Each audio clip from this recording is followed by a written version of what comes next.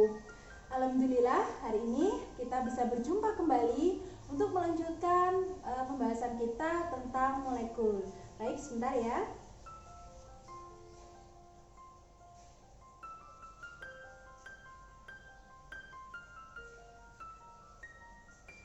Oke, pada kesempatan kali ini, sahabat Lorong Edukasiku, kita akan belajar tentang molekul hidrogen dan molekul kompleks, di mana molekul hidrogen dan molekul kompleks merupakan bagian dari pokok bahasan tentang molekul yang dipelajari dalam pembelajaran fisika modern.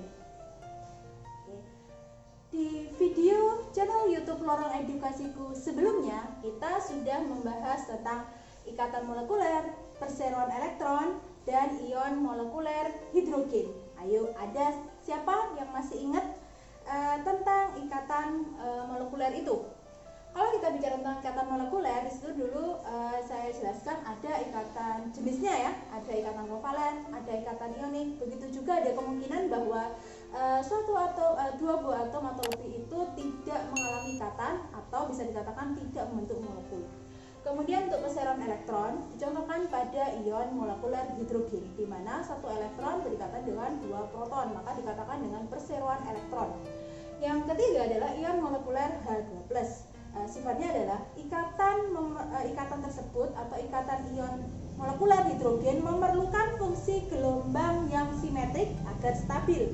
Dan yang kedua, energi molekuler hidrogen itu berubah terhadap jarak. Oke, itu saya jelaskan secara rinci di video atau di channel YouTube Lorong Edukasiku sebelumnya. Pada hari ini kita akan membahas tentang molekul hidrogen dan molekul kompleks. Molekul hidrogen bersifat stabil jika berada dalam keadaan simetrik dengan spin elektronnya bersifat anti sejajar. Kalau Anda tahu dulu ada spin, kemudian ada arah ke atas dan arahnya ke bawah, berarti dikatakan dengan spin anti sejajar. Kemudian untuk energi ikatnya, energi ikat hidrogen itu sebesar 4,5 elektronvolt. Itu kalau misalkan kita lihat, saya di sini mengambil sumber dari buku Arthur Basser ya. Jadi mungkin awalnya kita terpikir bahwa besarnya energi hidrogen itu 2 kali dari besarnya energi ion molekuler hidrogen. Tetapi pada kenyataannya tidak 2 kalinya. Disebabkan oleh apa? Karena orbital hidrogen tidak tepat sama dengan orbital ion molekuler hidrogen. Dan dari hal tersebut menimbulkan atau menyebabkan adanya tolakan listrik antara kedua elektron hidrogen. Gaya tolak ini melemahkan energi ikat pada molekul hidrogen. Jadi tidak 2 kalinya. Kan kalau kita ketahui bersama bahwa energi ikat untuk ion molekuler hidrogen itu kan 2,65 elektronvolt. Nah, asumsinya kalau H2 itu kan 2 kalinya, sekitar 5,3 elektronvolt. Karena penyebab ini tadi, maka energi ikat molekul hidrogen itu hanya sebesar 4,5 elektronvolt. Oke, baik sahabat Lorong Edukasiku. Secara umum, untuk kasus ion molekuler hidrogen, fungsi gelombang simetrik kita simbolkan dengan Cs menghasilkan keadaan terikat. Di video sebelumnya sudah saya jelaskan ya, kalau dalam keadaan simetrik menghasilkan keadaan terikat, dan fungsi gelombang antisimetrik menghasilkan keadaan tak terikat atau artinya tidak berikatan. Dan ini juga berlaku pada hidrogen. Jadi itu yang review dari yang video sebelumnya. Berkaitan dengan hal tersebut, Anda juga pernah mengenal istilahnya prinsip eksklusi. Apakah itu prinsip eksklusi? Jadi, prinsip eksklusi dirumuskan berdasarkan fungsi gelombang simetrik dan antisimetrik. Fungsi gelombang antisimetrik apa? Fungsi gelombang antisimetrik yaitu fungsi gelombang yang tandanya berubah jika pasangan elektronnya dipertukarkan atau mengalami ikatan. Selanjutnya, masih tentang molekul hidrogen. Tetap perhatikan ya sahabat Lorong Edukasiku. Keadaan simetrik bersesuaian dengan spin elektron antisejajar. Fungsi gelombang lengkap antisimetrik kita simbolkan dengan Si. Ini sebenarnya Si besar ya. Fungsi gelombang lengkap antisimetrik dapat ditimbulkan dari 2 kondisi kombinasi. Yang pertama, kombinasi fungsi gelombang gelombang koordinat yang simetrik atau simbolnya CS. Jadi CS itu fungsi gelombang koordinat yang simetrik. Dan fungsi spin. Fungsi spin antisimetrik kita tentukan dengan S ini spin, A-nya itu antisimetrik. Jadi fungsi spin antisimetrik. Atau kemungkinan kombinasi yang kedua yaitu fungsi gelombang koordinat antisimetrik. Jadi fungsi gelombang koordinatnya antisimetrik si A dengan fungsi spin simetrik. Nah, jadi kayak bertukar gitu ya. Jadi fungsi spin simetrik S besar nih spin, S kecil itu maknanya simetrik. Jadi fungsi gelombang lengkap bisa dihasilkan dari dua kombinasi ini.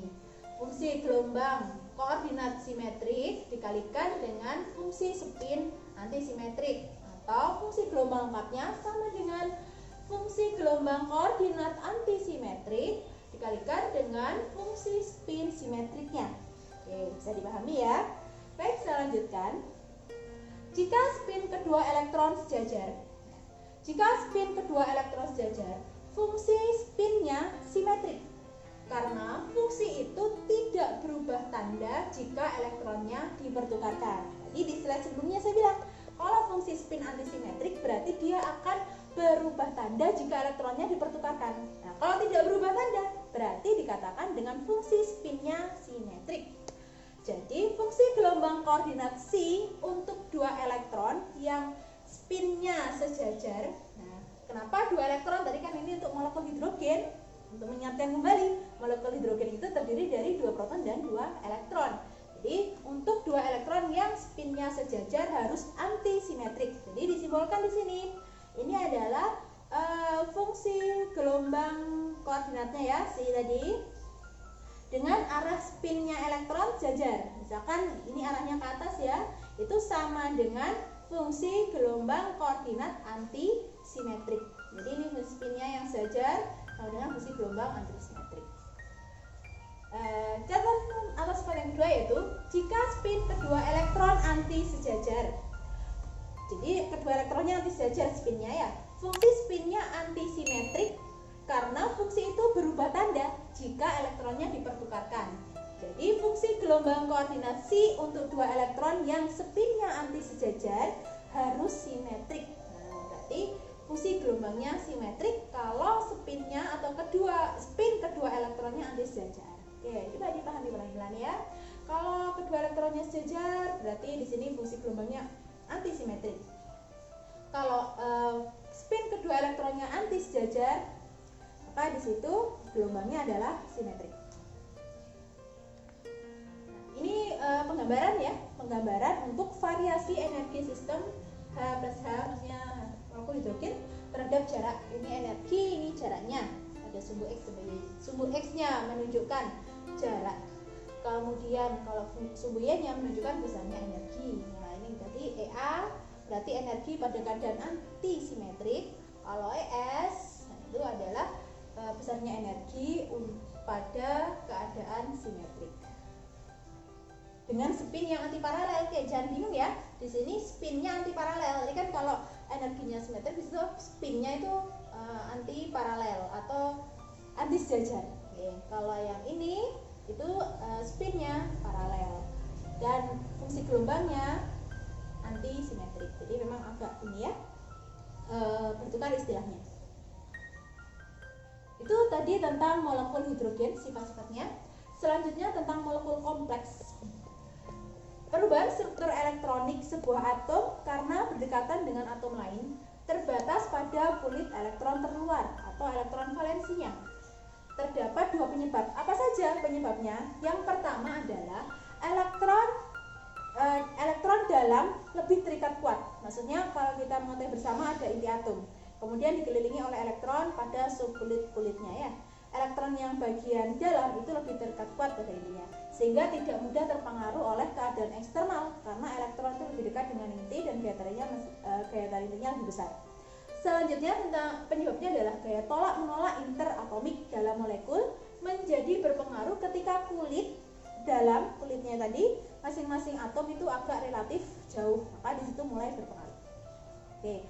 Contoh misalkan dua asumsi ini dapat dilihat dalam kehidupan nyata ketika kita mengetahui adanya konsep hanya elektron kimiawi.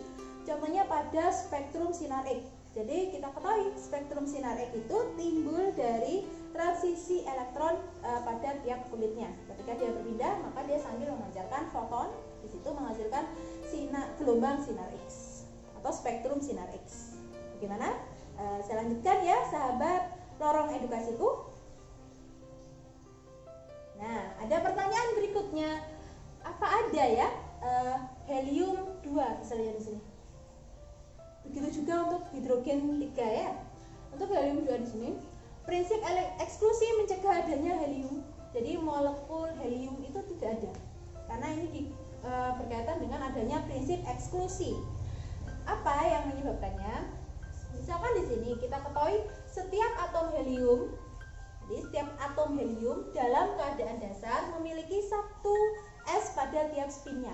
Jadi masih ingat dulu ya, satu S, satu kamar itu kemudian ada 2 elektron spin di dalamnya. Jika atom itu bergabung dengan atom helium lain, jadi ada satu atom helium, ada satu atom helium yang lain dengan mempertukarkan elektron. Masing-masing atom akan memiliki 2 elektron dengan spin yang sama untuk satu waktu tertentu. Jadi ketika satu waktu tertentu itu maknanya ketika sesaat dia mengalami ikatan di antara helium yang pertama dan helium yang kedua. Sehingga mungkin 2 elektron spin ke atas itu akan bertemu dengan elektron yang spinnya ke atas. Dan satunya lagi akan mungkin bertemu spin yang elektronnya atau arah spinnya ke bawah bertemu dengan elektron yang arah spinnya ke bawah. Berarti kalau Anda ketahui di sini arahnya akan sama. Berarti kan dia sejajar. Maka dari hal tersebut terjadi gaya tolak menolak antara atom helium. Dan ini melanggar prinsip eksklusi. Kalau prinsip eksklusi tadi kan yang spinnya itu yang anti sejajar. Maksudnya itu ada yang spinnya ke atas, satunya spinnya ke bawah.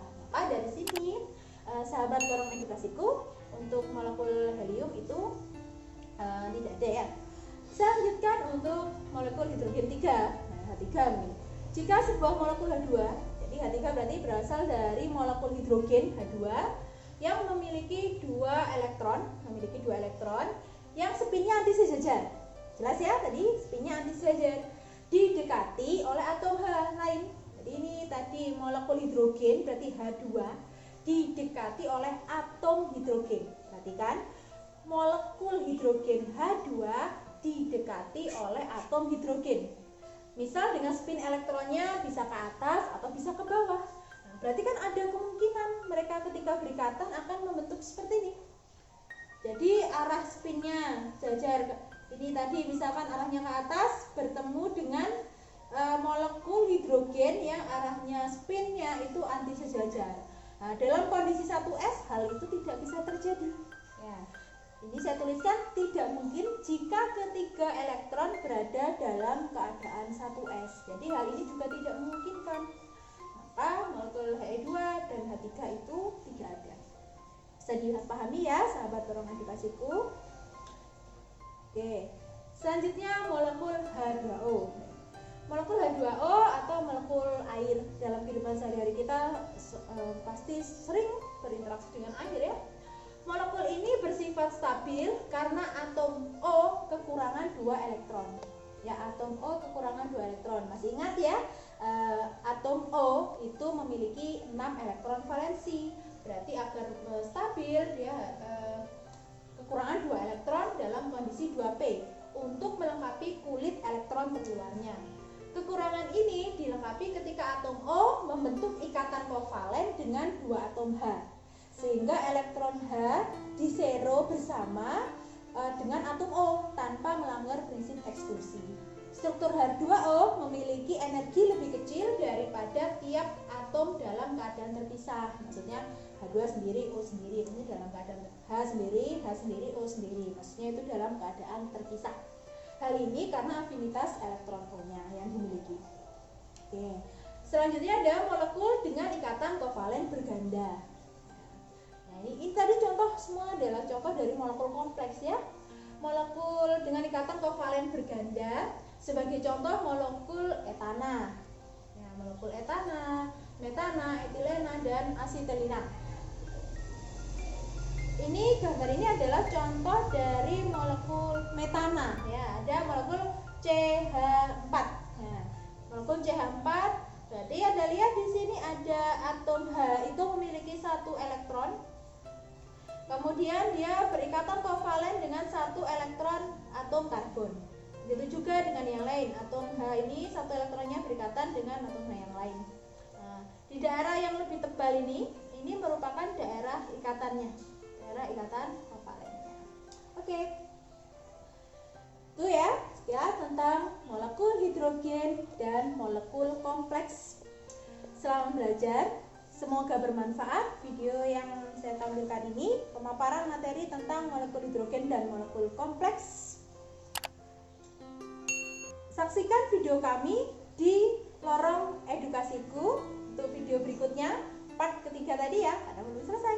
Selamat belajar dan selamat beraktivitas kembali. Lorong edukasiku berbagi untuk menginspirasimu. Wassalamualaikum warahmatullahi wabarakatuh.